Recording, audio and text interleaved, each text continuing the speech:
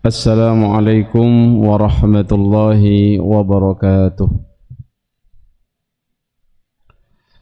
Innal hamdalillah nahmaduhu wa nasta'inuhu wa nastaghfiruh wa na'udzu billahi min shururi anfusina wa min sayyiati a'malina may yahdihillahu fala mudilla lahu wa may yudlilhu fala hadiya lahu.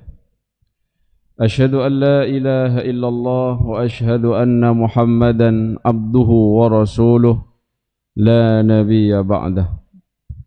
اللهم صل وسلم وبارك وكرم على حبيبنا وشفيعنا وقرة أعيننا محمد وعلى آله وصحبه وسلم تسليما كثيرا.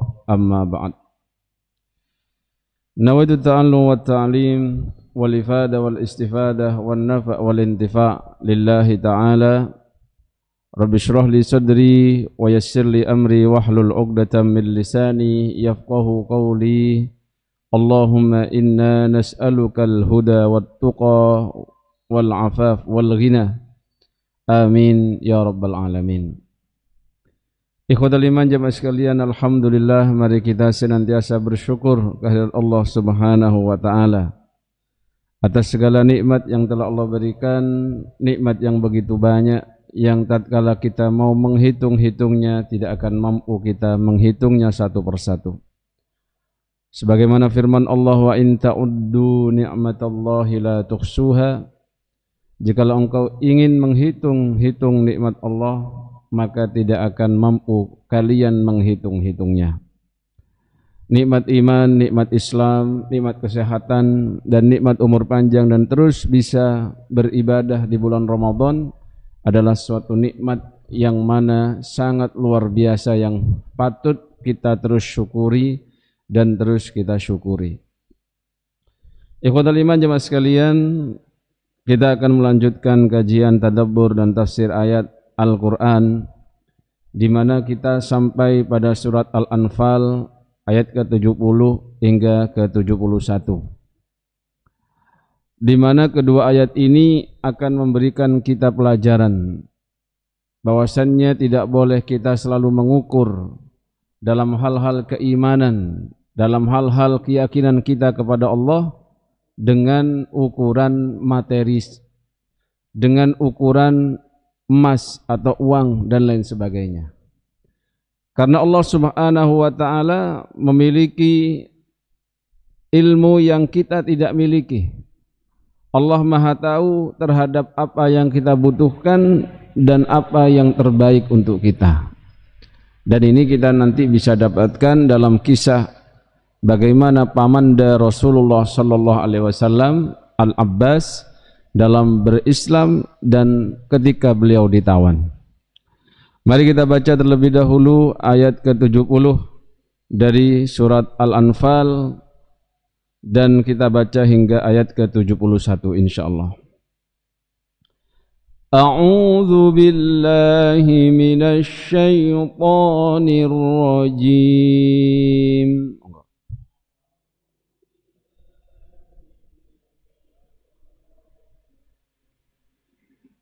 Bismillahirrahmanirrahim.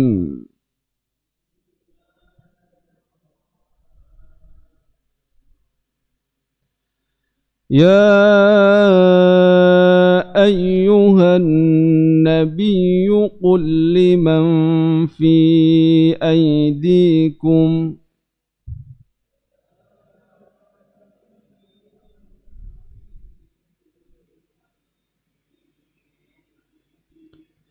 قل لمن في أيديكم من الأسرى يعلم الله في قلوبكم خيرا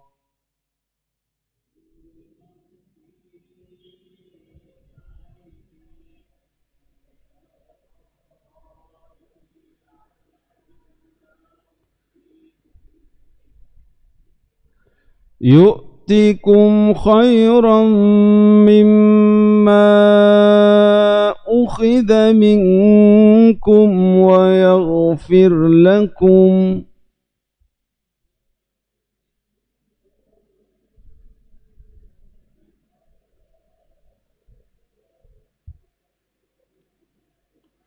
والله غفور رحيم.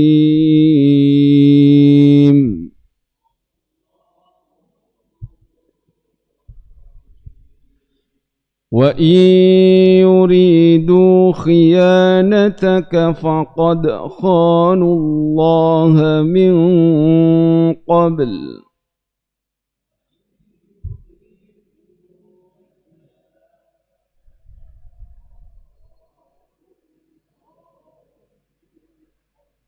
فأمكن منهم والله عليم حكيم.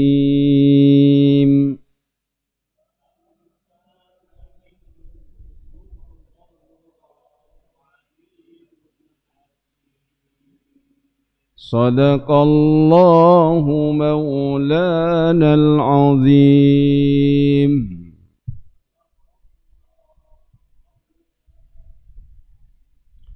Ikhwatul iman jamaah sekalian, Allah Subhanahu wa taala berfirman menyeru kepada nabinya.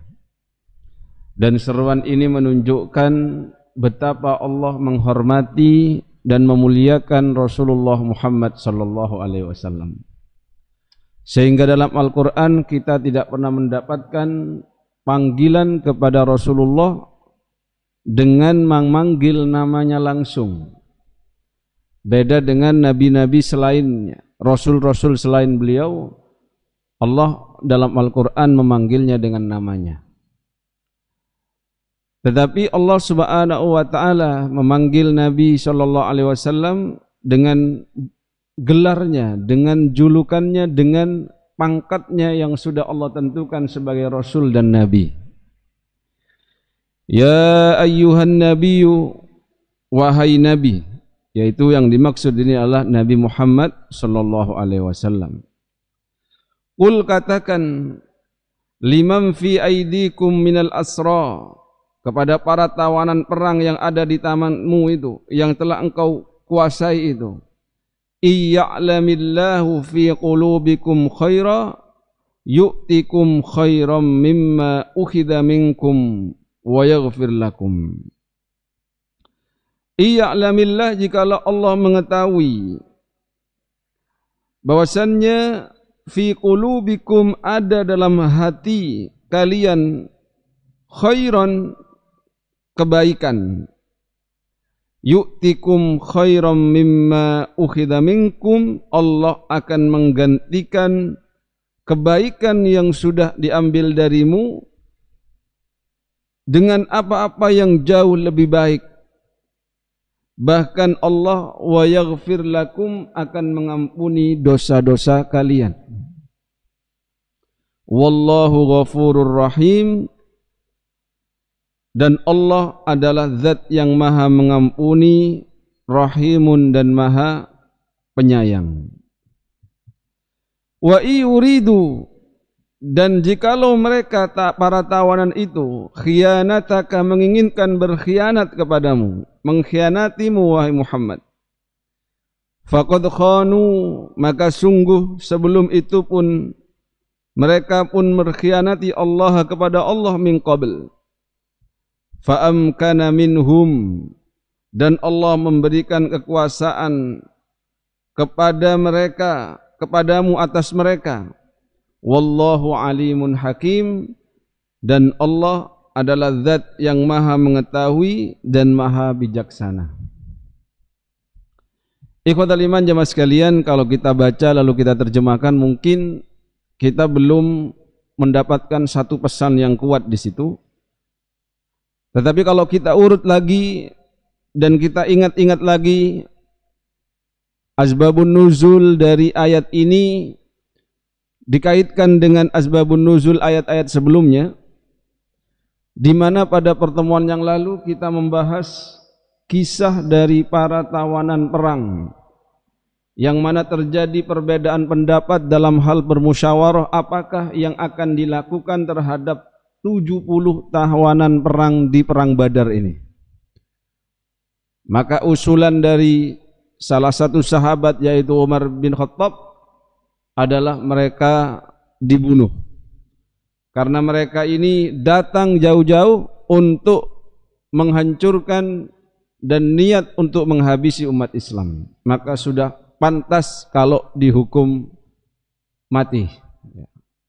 Bahkan ada yang lebih tegas dari itu, tapi juga ada pendapat, dan ini menjadi sebagian besar pendapat para sahabat pada saat itu adalah tidak dibunuh tetapi ditebus, diberikan kesempatan kepada keluarganya untuk ditebus. Kemudian berproses dari itu, Nabi SAW memperlakukan orang-orang yang akan menebus, salah satunya pamannya sendiri yaitu Abbas. Namun Nabi SAW memerintahkan kepada Abbas untuk tidak hanya menebus dirinya sendiri, tetapi juga menebus ponakannya, menebus orang-orang yang bersamanya. Pada saat dia menebus, Nabi SAW memberikan ketentuan lebih mahal dibandingkan tebusan kepada selain tawanan. Bahkan ada tawanan itu juga dibantu dalam urusan tebusannya. Dan itu Masya Allah menjadi akhlak yang salah satunya dicontoh oleh Salahuddin Al-Ayyubi ketika membebaskan Al-Qudus, membebaskan Baitul Maqdis. Ketika banyak tawanan yang tidak mampu itu terkadang juga dibantu oleh beliau untuk menebus dirinya sendiri. Kenapa demikian? Dan itu sudah menjadi ketentuan, sehingga pemimpin yang baik tidak mau mengingkari atau menyelisihi ketentuan yang sudah disepakati. Kalau memang ditentukan ini ditebusannya sekian, ini sekian, ya sudah, itu dilakukan. Kemudian ikhwatal iman, Nabi SAW jauh-jauh sebelum perang Badar terjadi sudah menyampaikan kepada para sahabatnya, kalau kamu ketemu sama Bani Hashim, bahkan menyebutkan beberapa nama, Abul Bakhturi, Abbas dan lain sebagainya, itu tolong dihindari, karena mereka itu sebenarnya hatinya tidak ingin ikut berperang. Hanya saja mereka ini terpaksa, terbawa oleh kondisi dan keadaan, hingga dia pun terjun ke dalam medan peperangan di perang Badar. Ini menunjukkan apa? Bahwasanya perang dalam Islam itu bukan tujuannya untuk gagah-gagahan atau untuk menunjukkan paling jago, atau bahkan tujuannya ingin memberangus, memberantas musuh sampai ke akar-akarnya sampai mati dalam artian. Tetapi perang itu memang jalan terakhir yang harus dihadapi dengan melakukan karena Allah Subhanahu wa ta'ala dan mengikuti adab-adabnya. Akhirnya pada saat itu Abbas tertawan, dan Nabi SAW pernah suatu malam beliau ini tidak bisa tidur karena mendengar suara rintihannya Abbas yang diikat terlalu kencang. Akhirnya beliau menyampaikan dan dilonggarkan. Itu menunjukkan apa, Pak? Bahwasannya Islam memperlakukan tawanan perang itu bukan sembrono, bukan tidak berperi kemanusiaan, tetapi tetap melakukannya dengan penuh adab dan kasih sayang. Karena perang itu sendiri ada manfaat bagi orang yang berperang itu, diantaranya kalau dari kalangan musuh bisa menjadi sebab dia mendapatkan hidayah dari Allah Subhanahu wa ta'ala. Salah satunya apa? Sayyidina Khalid bin Walid, karena dia hidupnya adalah sangat luar biasa, banyak habis dalam medan peperangan. Justru setelah beberapa kali berperang melawan Islam, pada saat itu dia pun mendapatkan hidayah setelah itu. Ikhwatal iman jamaah sekalian, Akhirnya Nabi Shallallahu Alaihi Wasallam memberikan ketentuan tebusan kepada Abbas pamannya ini lebih besar daripada yang lain. Sehingga kata pamannya, kok bisa? Saya ini kan juga pamanmu gitu loh. Apa kamu mau saya ini nanti hidup terlunta-lunta setelah ini? Kamu sama saja ini membuat saya miskin, menjatuhkan saya menjadi orang yang miskin. Kalau yang lain kena tebusan 40 uqiyah emas, kenapa saya harus bayar 80 uqiyah? Dan mengatakan harus bayar 100. Wah, ini berat ini katanya. Akhirnya kata Nabi Shallallahu Alaihi Wasallam, wahai pamanku, jangan bilang tidak punya uang, tidak punya emas. Mana emas yang dulu kamu perintahkan kepada istrimu Ummul Fadl itu, yang kau bilang, wahai istriku, simpan emas ini, pendam emas ini, nanti kalau aku dalam perjalanan perang ini ada sesuatu, bisa jadi meninggal dunia, maka emas yang saya berikan ini untukmu dan untuk anak-anakku. Akhirnya paman Nabi ini kaget, Pak. Dia mengatakan, tidak ada yang tahu kecuali aku dan Ummul Fadl pada saat pembicaraan itu. Tidak ada yang tahu, tidak ada orang ketiga.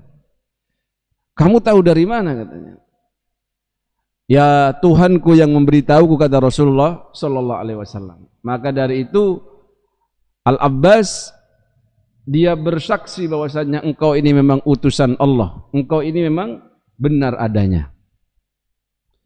Tetapi apakah setelah itu bebas tebusan? Tetap Pak, harus nebus. Bahkan ketika berhujjah, saya ini sebenarnya sudah berislam sebelum ini, sudah mengakui kebenaran Islam dan sebagainya, tetap harus bayar. Karena memperlakukan seseorang itu dalam Islam dengan sesuai dohirnya.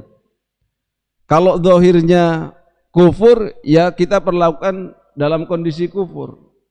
Kalau dohirnya beriman, walaupun dia orang munafik seperti ya Abdullah bin Ubay bin Salul, ya tetap Nabi Shallallahu Alaihi Wasallam memperlakukannya dengan kondisi yang beriman. Bahkan ikhwatal iman jemaah sekalian, ada kisah ketika sebelum perang Badar itu, ketika Nabi Shallallahu Alaihi Wasallam menyampaikan kalau ketemu Abbas tolong dihindari, ketemu ini tolong dihindari, itu keluar perangnya hanya untuk kondisi karena terpaksa. Ada sahabat yang ngengkel, diantaranya beliau Abu Hudzaifah berkata, masa kami ketemu keluarga kami bunuh? Ternyata di antara sebabnya ya, kalau kita perhatikan, kalau kita renungkan dalam sirah itu, keluarga beliau itu terbunuh karena keluarga Abu Hudzaifah ini yang diantaranya duel sebelum perang Badar itu terjadi dan kalah dan meninggal. Maka katanya Abu Hudzaifah ini, kalau saya ketemu Abbas, saya sikat juga dah. Ya. Akhirnya Nabi Sallallahu Alaihi Wasallam menyampaikan, pada saat itu bilang ke Umar, apakah pamannya Nabi akan dibunuh? Dan seterusnya. Gitu. Sayyidina Umar Pak tidak panjang-panjang, langsung mengatakan, biarkan Rasul saya eksekusi itu Abu Hudzaifah. Karena dia ini kena kemunafikan. Ini sudah masuk kemunafikan dalam dirinya, tidak taat kepada apa yang kau sampaikan. Tapi Nabi Shallallahu Alaihi Wasallam mencegah Sayyidina Umar. Udah jangan. Sayyidina Umar ini Pak tegas orangnya. Akhirnya Abu Hudzaifah di sini merasa bersalah. Sampai beliau bertaubat, beristighfar, bersedekah. Sampai belum merasa tidak tenang. Dan dia merasa ini kesalahan saya ini harus ditebus dengan kematian saya dengan syahid di jalan Allah Subhanahu wa Ta'ala. Dia merasa tidak tenang karena keperucut ngomong seperti tadi. Padahal Nabi Shallallahu Alaihi Wasallam sudah memaafkan itu. Dan beliau dikabulkan doanya oleh Allah Subhanahu wa Ta'ala. Abu Hudzaifah radhiyallahu an ini mati syahid dalam perang melawan Musailamah al-Kadzab, yaitu dalam perang Yamamah. Maka ikhwatal iman jemaah sekalian, dari sini apa yang bisa kita ambil di antaranya? Kalau kita perhatikan, Jangan sampai kita menilai suatu syariat Islam ini yang kadang memberatkan untuk hati kita, yang kadang secara zahirnya itu membuat kita tidak nyaman atau membuat keinginan kita ini tidak tercapai secara instan, kemudian kita bersuudzon kepada itu. Misalkan ya,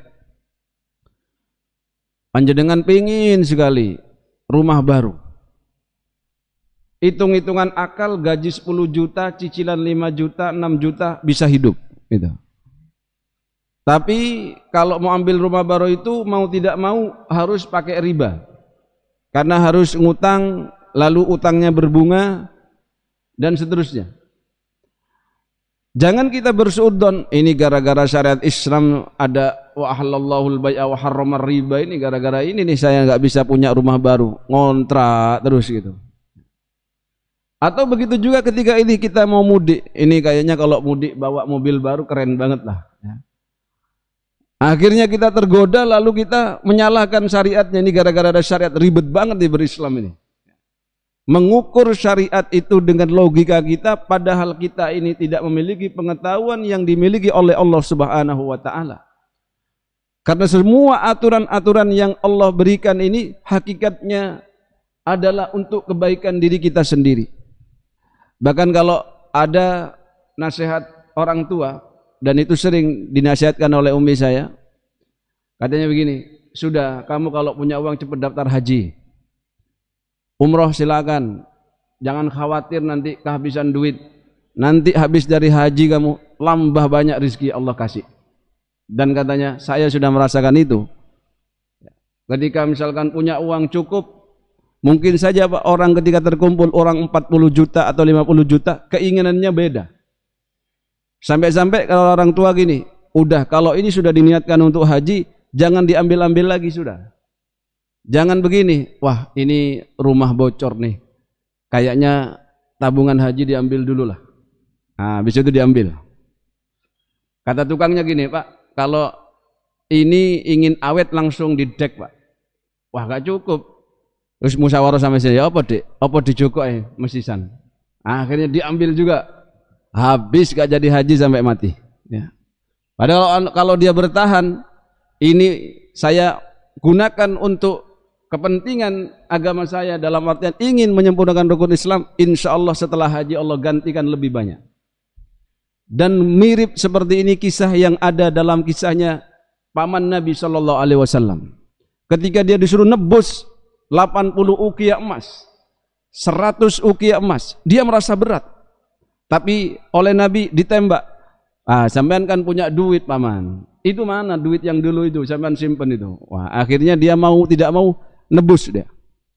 Tapi Allah Subhanahu wa taala memberikan hiburan. Di antaranya di sini, qul liman fi aidikum minal asra, katakan kepada tawanan perang yang ada di tanganmu itu wahai Muhammad, iya'lamillahu fi qulubikum khaira, kalau Allah tahu ada kebaikan dalam hati kalian dan kalian mau melakukan tebusan itu dalam konteks Abbas ini, yu'tikum khairam mimma ukhidha minkum, Allah akan gantikan lebih banyak, lebih baik dari apa yang kalian bayarkan. Dan terbukti Pak, diriwayatkan juga dari Abbas radhiyallahu an, beliau mengatakan bahwasannya setelah kejadian itu rizki yang didapatkannya berlimpah-limpah. Bahkan Nabi SAW pernah ketika mendapatkan harta yang banyak dari Bahrain, dipanggil pamannya ini, lalu silakan ambil harta sekuatmu katanya. Akhirnya ditaruh di bajunya, mau digendong begitu, sampai ndak kuat ngangkat.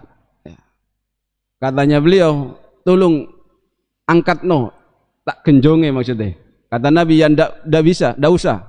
Pokoknya sampean bisa ambil, ambil.